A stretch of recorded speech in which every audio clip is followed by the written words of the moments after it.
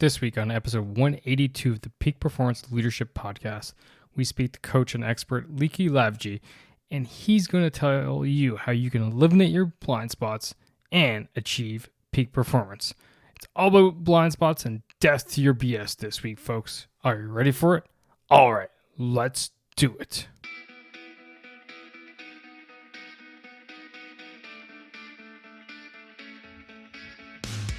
Welcome one, welcome all to the Peak Performance Leadership Podcast, a weekly podcast series dedicated to helping you hit peak performance across the three domains of leadership. Those being leading yourself, leading your team, and leading your organization. This podcast couples my 20 years of military experience as a senior Canadian Army officer with world-class guests to bring you the most complete podcast of leadership going. And for more, feel free to check out our website at movingforwardleadership.com. And with that, let's get to the show.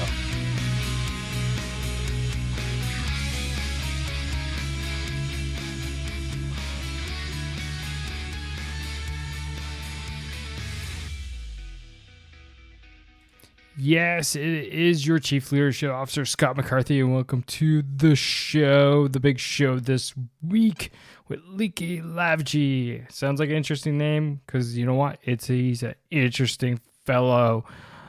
And this week we are talking about death to your BS, Bravo, Sierra, and military lingo, known as blind spots, and also known, well, you know what it's known for, and we'll keep the show PG. Likky, he is a sought-after keynote speaker and passionate about helping others break through barriers and unleash human potential. Let me tell you, ladies and gentlemen, this episode, we go deep. We get into it. He holds nothing back. It is absolutely incredible. And we talk about topics how your BS is going to destroy your leadership, why it's important to trust, and eliminating blind spots, the different types of them out there, how to be aware of them, how to address them, leadership lessons from failures as a leader, best ways to build cohesion and loyalty in a team, and so much more. We actually go deep in not just leadership, but life in general in this episode between Likky and I. So it is a deep subject. Just, a little bit more about the guest this week. And I know I'm really diving in quick, hard, fast. Why? Because I want you to get to the content. So he is another Canadian. Always great to have another Canadian on the show. And he's got 25 years of experience as a CEO as a top IT company, which he talks about through this episode. But now he's dealing with large corporations and making sure that their leaders can bring death to their BS to achieve peak performance. And this includes Telus, Lenovo, Royal Bank of Canada, lots of big name companies, lots of Fortune 500 companies, blue chip and companies. So he is super, in this space. So that is the topic today. This is the guest. And you know what? I'm not going to hold back any longer. So why don't you sit back, relax, and enjoy my conversation with Likky Lavji about bringing death to your BS.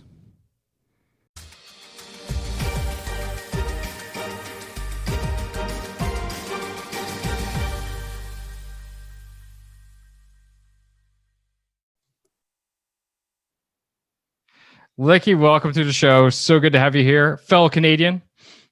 That's awesome, Scott. Thanks a lot. I appreciate you taking the time to interview me. It's great to have you here. And, I need to get more Canadians on the show because we always have that, instant connection, the bond, the brotherhood. But, at the same time, it's always a great show. So let's dive in. Let's go hard. Let's go immediate into it. We're talking about your book, Death by BS, i.e. blind spots, not the other use of BS out there. So, I guess my first question is, how bad is it for leaders not to be aware of their blind spots? How detrimental can that actually be to, their success, their team's success, and their organization's success? Well, I think everybody has blind spots. We just don't know we have them. And for me to answer that question, I'm just going to share a small story, if you don't mind. And the reason Go I ahead. started writing about blind spots is I started recognizing some of mine because I got called out on them. And one of the biggest ones was I had a successful IT company for almost 25 years. When I say success, revenue was there, but boy, it was a revolving door of employees. And what happened there was it was lack of trust. Now, if I'm not trusting people, they feel devalued. They feel like they don't belong there. And even though we got along, the culture was good, but that lack of trust was a problem. So I had to go back and figure out where that lack of trust came from. And it actually came from when I was 3 years old, my dad passed away. When I was 5, my grandfather passed away. At 16, my best friend passed away in a car accident. At 35, my favorite cousin passed away in a car accident. So Likky's mind is going, if you get close to somebody, they're going to pass away and leave you anyways. So there was that lack of trust being built there. And on the other side, when my daughter was 3 years old, we're driving out to Tofino. It's a beautiful seaside community out on the West Coast here. And we stopped off in Port Alberni at a Subway and we had lunch. And all of a sudden we finished lunch and I see the door opening up and I see her running out. And corner of my eyes, I see this car coming and all I hear is screech. And it almost hit her. Now, you never forget that moment. When I ran out there, I picked her up and I said a key words. I said, I'm never letting you go. Now, those were protective words, but the way it came across to her was, Dad's not trusting me. So from 3 to 12, Dad was the helicopter parent, just watching over everything, making sure she's safe. But it came across as not trusting. So imagine how many leaders are out there right now that are running into this. And this is just one blind spot. That's one of many blind spots that I've been encountering for myself. Trust is paramount. Absolutely paramount. I don't know how often I talk about that, because you have to trust your people. You have to trust your people to do their jobs, because that's why you hired them in the first place. That's why you build teams in the first place, because you need them to do things on your behalf. Because as a leader, you can't do it all. You can't be. For sure. Sorry to interrupt, Scott, but that's true. But you can easily say, I want to trust. Like Patrick Lencioni, what an incredible person. He's got this, the 5 dysfunctions of a team. And I used to go into organizations and work on facilitating the 5 dysfunctions workshops. And they were great. People would know about trust and vulnerability, and so they can have some hard conversations to get the results that they want. But I would leave that conversation, and then the trust was very superficial. It wasn't getting to the bottom of it. So I started working with leaders to say, let's talk about why you have a hard time trusting. And we understand what that blind spot is, or what the reasons were. Then you can start building and being vulnerable and having the results that you want. So that was the premise of me starting this whole conversation around blind spots. Is I used to go into organizations and do these incredible workshops, and people would love it. They'd pay me, a decent amount of money, but weeks later they'd go back to the old ways. It just wasn't sticking. So we started going back and wondering what is stopping our leaders and entrepreneurs and executives from really executing what they needed to. Well, then, so that's the follow-up question, right? So what is stopping leaders from, executing on what they actually need to? Because in my head, as a leader, is like, I make a plan, execute relentlessly on the plan, while being prepared to pivot as required along the route, right? So it seems like you do that right away. You say, okay, you identify the issues, you make that plan. You need to trust your people. You said you even said that they execute, they get into it, and they're doing it for 2 weeks. But why do all suddenly leaders find themselves slowly slipping themselves back into those old habits from just a couple of weeks ago? Well, you said something earlier about my book. It's titled "Death by BS," and it does say navigating your blind spots to be a better leader at the bottom of it. But that BS really stands for the other BS. It really is. It's our own BS that's in our own ways. And it's funny because I don't know if it's not funny, but here's a story that happened to me a couple of years ago. I was doing a course out in New York, and I built this cohort. And I asked them a simple question. I said, "How do I show up when I walk into a room?" And they kind of chuckled. They go, "You sure you want to know this?" I go, "Yeah, I'd love to find out." They go, "Well, you show up as a pompous blank." And I go, "Okay, tell me more." Now, I did not say, "No way." I actually welcomed more information. I wanted to ask clarifying questions. I said, "So tell me a little bit more. What do you mean by that?" They go, "Well, Likky, you love dressing up. And, when you walk into this room and you're all dressed up in your bow tie and your plaid jacket and your fancy shoes. And I love doing that." That's pre-COVID, of course. Now it's a golf shirt and a t-shirt, and who cares? But the key part is you don't smile. Now, Scott, let me ask you, am I smiling right now? Semi. Okay. So see, and I think I'm really smiling. So that's the difference, right? So I'd walk into this room all dressed up, but I wouldn't smile. Or at least I thought I was smiling. So people think, "Oh, here he comes because he wants to own the room." Literally, the next day when I got back from New York, I had to go to a networking event, and I walked into that room and I had this big smile with my eyebrows as well. And that networking event turned upside down because I didn't have to worry about going out and talking to people. They just came and talked to me. I was not unapproachable. I was very approachable at that point. So the question I would ask my leaders that are listening is, will you ask your team, how do you show up? And will you do anything about it? Right. No. That's interesting because you don't know, right?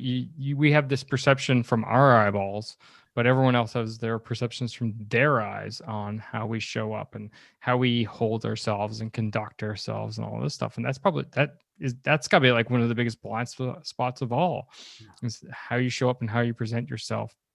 That's very interesting that you come across as very pompous. I did notice the suits and the bow ties and all this stuff, but my initial thoughts was, okay, the guy likes to dress up and probably have fun with it. It's probably fun for you picking out your outfits and all this stuff.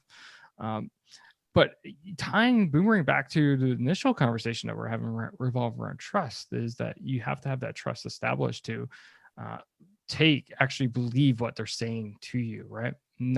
You're actually hearing what you need to hear versus what you want to hear. Wouldn't you agree?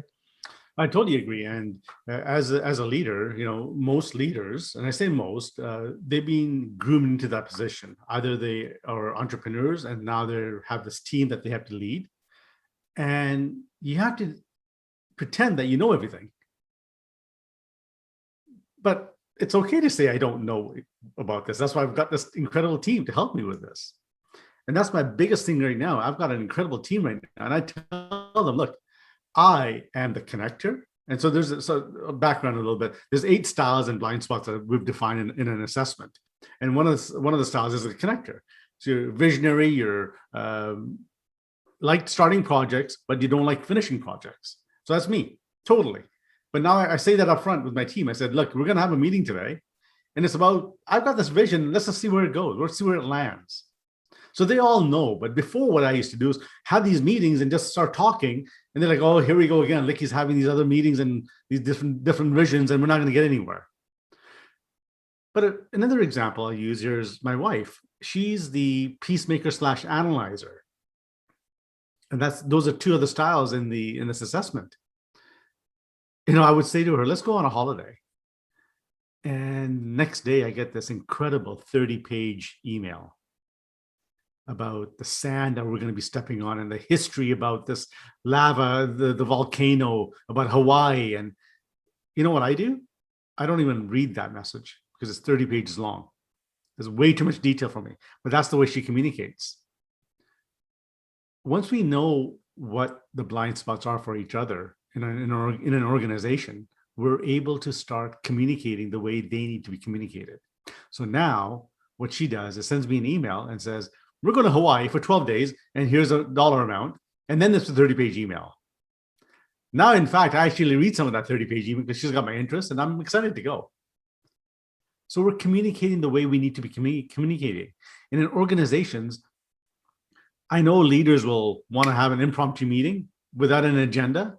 And that controller that's sitting there, the accountant that's sitting there going, oh my God, he's getting stressed up because he has no idea what the meeting is about. He's going to be sitting in this meeting and it's going to be all this visionary stuff. And the accountant's like, this is a waste of time for me. So all I tell my executives is, hey, if you're going to have a meeting, just give them a heads up, give them an agenda so that they can think about it. Now they're going to come there prepared, so they're not blindsided. But these are the little things that come up. Just fine tuning small things makes the leadership and executive team incredible.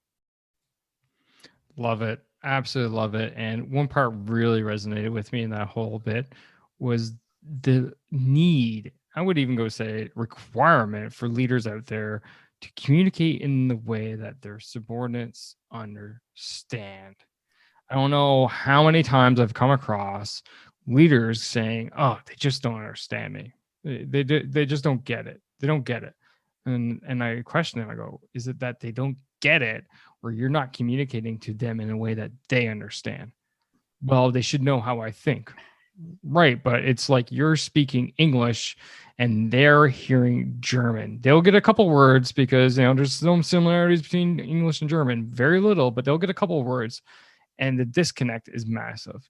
So I absolutely love that. Putting the onus on the leader, say, okay, I understand.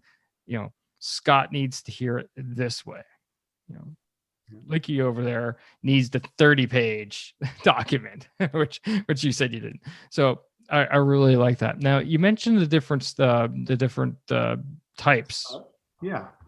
Let's dive into those a little bit deeper, shall we? Because that seems a bit interesting. I think that would be helpful to the leader out there to know what they are and a little bit about each one so that they can prepare themselves.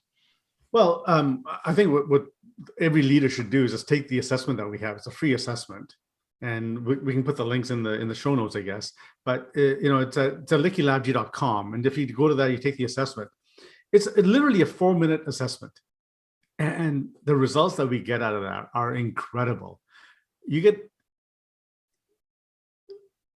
your style defined, and there's the 4 primary styles: the competitor, the motivator, the peacemaker, the analyzer. And then there's the blended styles, which are the energizers, the connectors, the stabilizers, and the controllers. But when we start talking about these labels or styles, when I say controller, it's not physically the controller type. There are some blind spots that type has, and that's what we're trying to show in this assessment. And in the works that we do for the team workshops, is that we get them to identify where and what styles people need to be addressed with, and identify some key blind spots in a work environment. And this is what is the impetus of searching for your own blind spots. For example, for me, the connector, one of the blind spots, it says it on this piece of paper, on this assessment, it says, you like to start projects, but you don't like to finish them. Others may see it as flighty. I'll say that again. You like to start projects, but not finish them. Others might see you as flighty. So now, if I'm going into meetings and having these visionary meetings and going on to the next one, the rest of the team is like, okay, why are we not sticking to something? Like, why are we just moving everywhere? But now when I go into a meeting, I say, look, I'm just going to throw something on the wall. Let's just see if it sticks. And I'd love to get some input from you guys. So I've addressed my own blind spot in that meeting. So they're not coming and saying, oh, here we go again, another flighty meeting. So I'm addressing it. Now that I know my own blind spots, I'm aware of it, I'm addressing it. And then when we sit in a team and I do these workshops, and literally I've transformed teams in 4 hours. It's been incredible. We sit there, we go through these blind spots, and then all of a sudden the bell rings. Oh, that's why the analyzer gets upset in meetings. They don't have an agenda. They're upset about that. They're trying to just fit in. These light bulbs start going off. I use a small example. I said, it's 12:04 right now, and then we're going to go for lunch. And that's the competitor saying, let's go for lunch.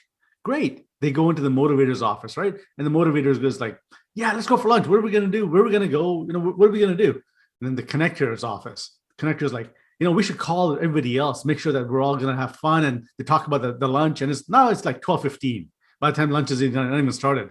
And they go into the peacemaker's office. And the peacemaker goes, I was talking to Scott yesterday. I kind of said I might go for lunch with him. Do you mind if I call Scott as well so I don't hurt his feelings? And then they go into the analyzer's office, right? Analyzer's like, it's 12:18. We're supposed to leave at 12. And how are we going to get back by 1 o'clock? And what are we eating? What's the menu like? They want that detail. They go into the controller's office, and controller's like, you guys should have been out of here at 12 o'clock. Let's go. So we can be back by 1. Imagine lunch, 8 different styles addressed. Chaos. Absolute chaos. Exactly. That's what I hear. But that's, I can see people. I can see, like, I picked up my wife in there. I picked out some close coworkers in there. I picked out some friends in there. So I definitely can see how that actually works. And, I can see it broken out and different people that line into those things. Now, I assume that we have these different styles, and like all these different tests out there, you don't find out your different style or your different personality type or whatever.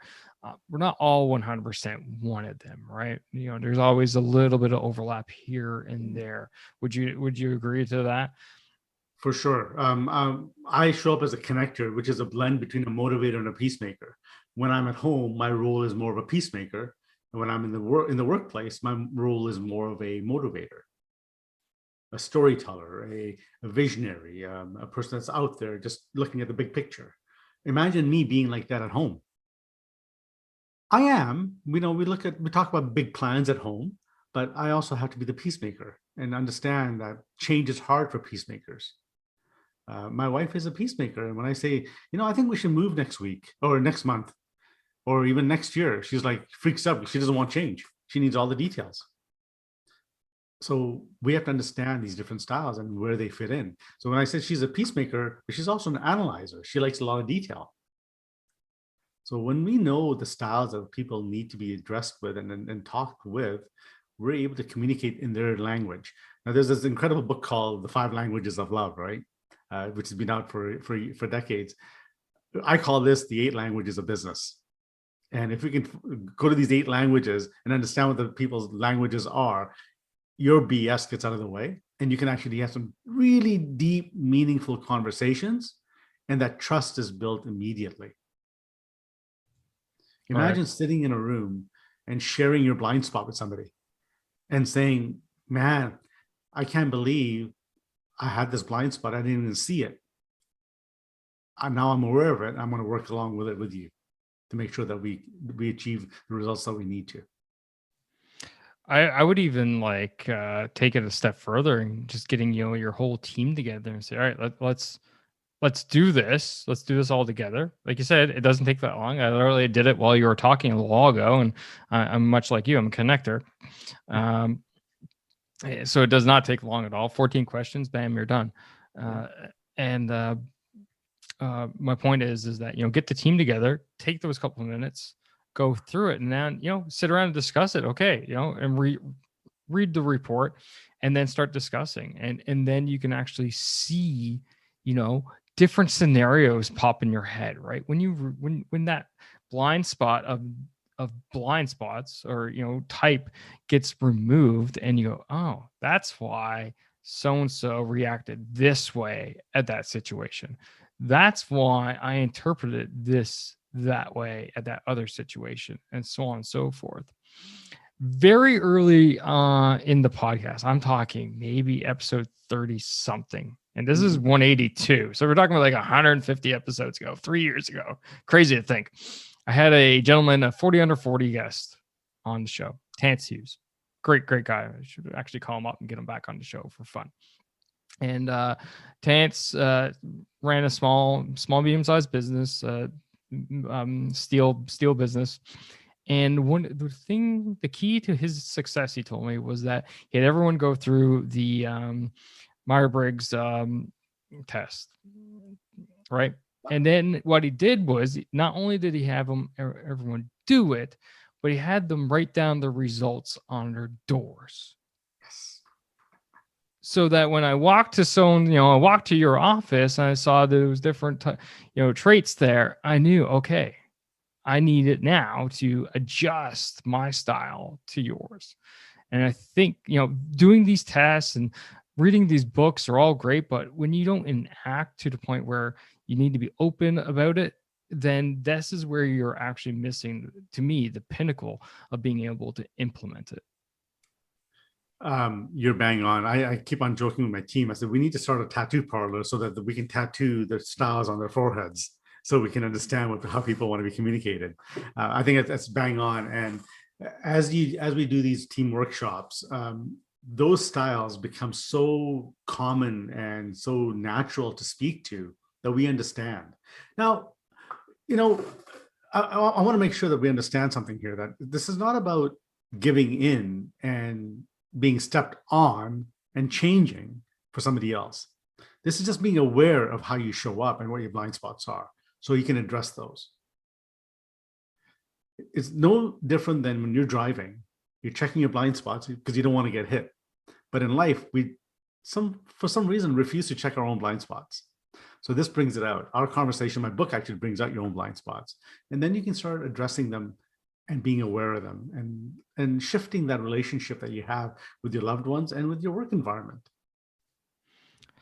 So, what are some of the best ways then to address them? You just mentioned that, how do I, let's take me as an example now. What are some of the best ways for me as a connector to start addressing my blind spots? What should I be looking out for, and how do I, essentially attack this so that my blind spots, I get the little flashing light installed on my side mirror now that tells me that when something's in there. Well, I'm going to read off one of your potential blind spots, okay? And it says, your need for the approval of others might influence you to make decisions that lead to less desirable results because you don't want to be rejected. How does that resonate for you? I can see a bit of that. Okay. For sure. Where does that resonate for you in? Is it more in work or is it more at home? Probably more at home than work. Okay. Perfect. So what I tell my clients when I have this conversation is, look, this is great. Now that you're aware of it and you need that approval to build that connection closer, what are you going to do about it? Now you're aware of it. How are you going to address this at home? You may or may not address it, but now that you're aware of it, so now what ends up happening is when you're having that conversation and you're leaning towards a desired outcome because you want the approval versus you want the outcome. Two totally different outcomes you're going to get. Absolutely.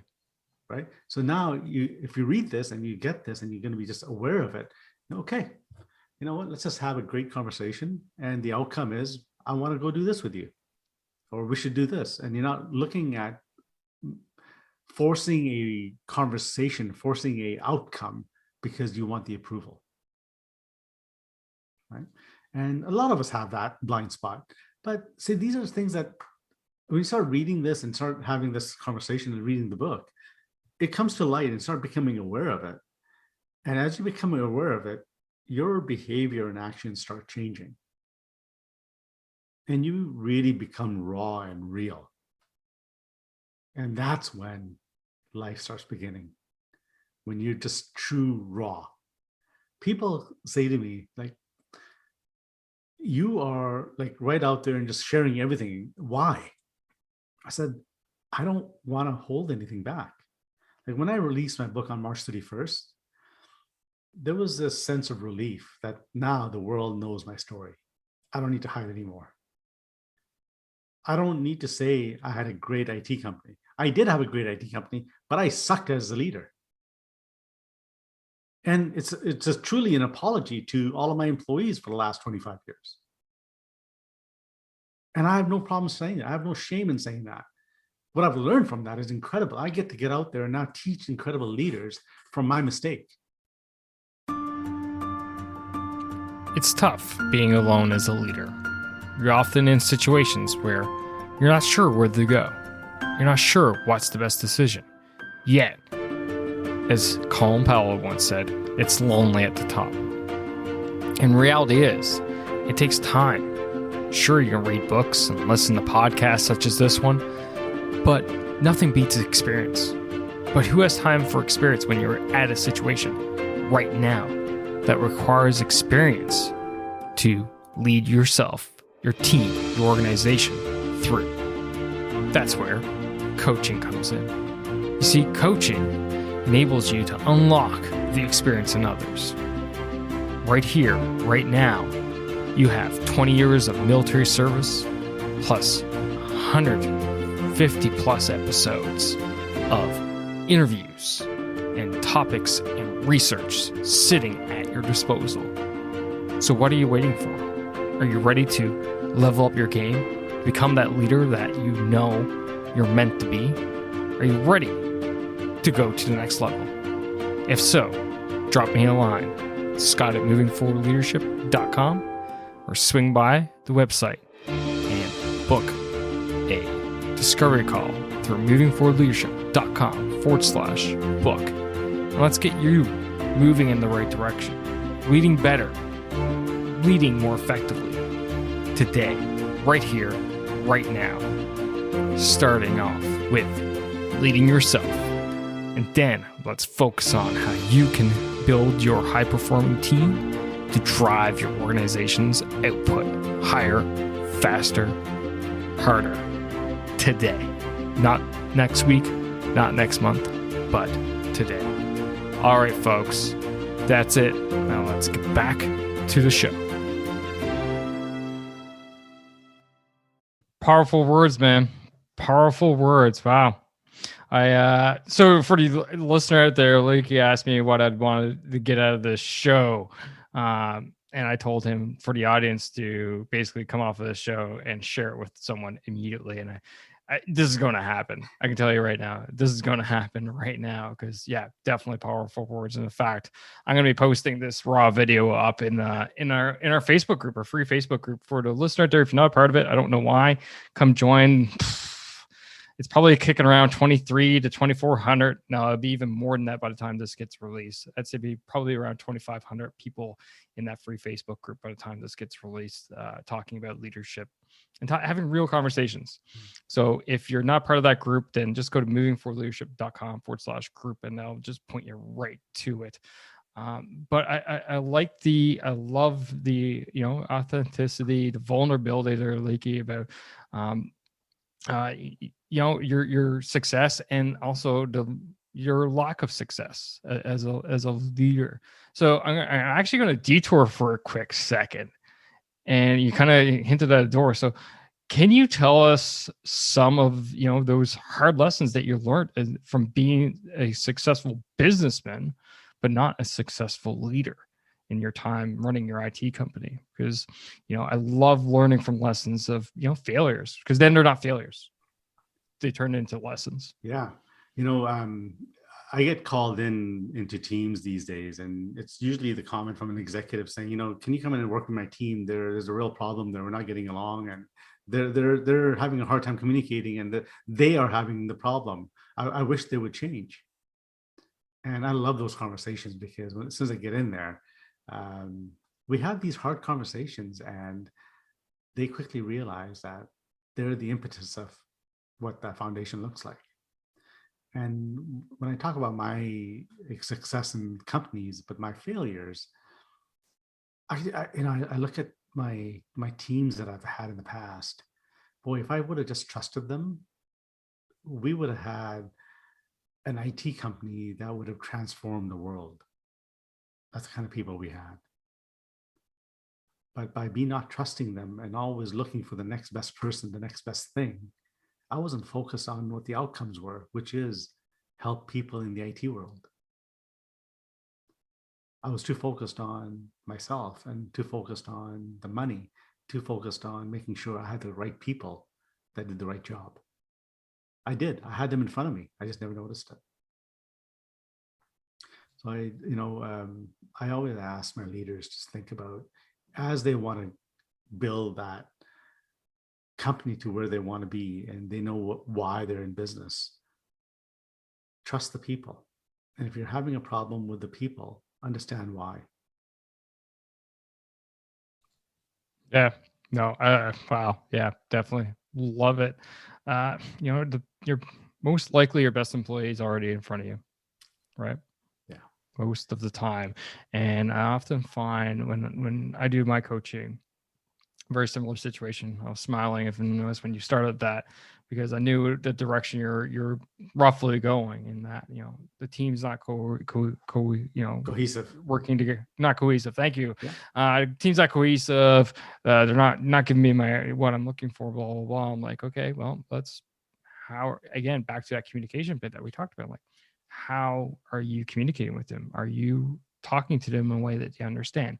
Are you providing them, the space, the safe space to come back and question what you're telling them to do in obviously in a professional manner? Are you being open to them, i.e. available to them to, come back? How often are you checking up on the team? Is it too little? Is it too much? So, and that's a balancing act, that it has to be balanced between the leader, the subordinate leader, and the rest of the team. And how important the project is, and et cetera, et cetera. All these different factors come into play, and you realize that everything I listed there, it had nothing to do with the team. Yeah. It had everything to do with the leader. Exactly. And, Scott, I want to just share something with you. When you said that, that leader just needs to realize that they are leading the people. They're not leading the company. They are leading and coaching the team. And if they can start focusing only on that, the team will just flourish and get the job done. But most executives and leaders are too focused on the end result of the company and not the people. So one of the things that when I had my IT company, we were up to 22 people at one point. And overnight, it was a bad culture. It was all my fault. Hands up, my fault. But the next day I went in, we fired everybody. We let go of everybody. It was myself, my wife, and my vice president who sat there and said, okay, now what are we going to do? We need to rebuild. I went back to my core message of myself and understanding what my issues were. Hire the right people. We went from 22 people to 8 people, the right 8 people, because I was able to be totally vulnerable and open with them. Those 8 people did the work of 22 people. Just imagine that. And I sold the business at a gross profit margin that's unheard of in the IT world, because those 8 people felt valued and they wanted to be there. To the point where when I was selling the company, there's a due diligence to pay off all overtime, pay off everything that's outstanding. I asked my team, I said, team, what can you please give me your overtime hours so I can pay you out? And they kind of looked at me and they go, what overtime? I said, listen, I've been here on a Friday and I've left at 4 and I've gone out for dinner in downtown. I've come back at 8 and you guys are still here. So there is overtime. They go, no, there is no overtime. You've taken care of us. And this is our way of giving back to you. And they actually signed off saying, there is no overtime. We want to be here to support you. Now, the interesting part is the company that bought us didn't have the same culture as what I built. Every employee that went over there left within 3 months. Oh, so many great lessons there. But you basically said something that I say all the time on the show, and that is from my own story. I was a squadron commander of a 200 member unit, and then I was in charge of the people, not the unit per se. And I would tell them on a day, constant. I shouldn't say daily basis, but very constant basis. My job is simple. I am here to provide you with everything you need to do your job on a daily basis. Whether that is the tools, like physical tools, equipment, training, budget, time, flexibility, et cetera, et cetera, et cetera. At the end of the day, my job is to make sure you got what you need to do to achieve your job on my behalf because I was not the one there, driving trucks. I was not turning wrenches. I was not drafting up, local purchase contracts and all this other stuff that we did. It was the team members that were doing that. And one of the ways I like to, drive cohesion in my unit was that Christmas time, I would get everyone together. And I'd pull a couple weeks before a lot of our KPIs, key performance indicators. How many vehicles did we fix? How many kilometers did we drive? How much equipment did we, move, et cetera, et cetera. And I would get the individual sections, subsections, it's called troops, to stand up. So we had 3 troops: the transport troop, a maintenance troop, and the supply troop. So I get the transport guys to stand. I'm like, you guys drove X number of kilometers. That equated to, I think it was like 6.35 trips to the moon and back. Like, it was crazy numbers. And I would put it in context to that. And then the final one was the supply guys. And I got them up. I said, you went and spent, I can't remember how many millions of dollars in local contracts in our local area here in Kingston. And I said, that equated to Y number of family incomes.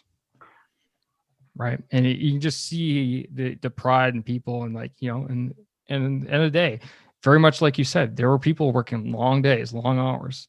Did they want anything in return? Nope. Because they believed in themselves and they believed in the mission and the unit that they worked for. So it's fantastic. I want to wrap up by saying one thing. And I get asked, what's the best way of motivating my team? I do pizza nights, I do bowling nights, and we give them raises and bonuses. I go, those are great.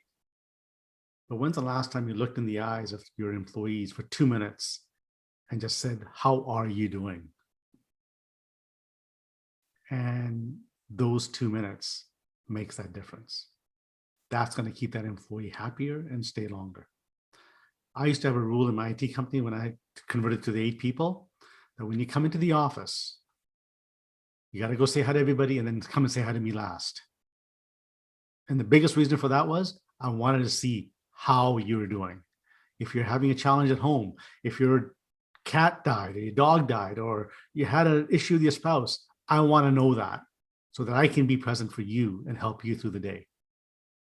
And before you leave, come and say bye to me last, because whatever is happening in the workplace, let's leave it here. I don't want you taking it home. And that was that impetus shift of change. Awesome. Absolutely awesome. Thank you, my friend. This has been a deep conversation, much deeper than I anticipated, let me tell you, but a fantastic one. And you know what? These are important ones that need to get discussed for sure. But sadly, we do, as you hinted, do need to wrap up. But before we wrap up, I've got a couple last questions for you. And the first one being, according to you, Likky Lavji, what makes a great leader?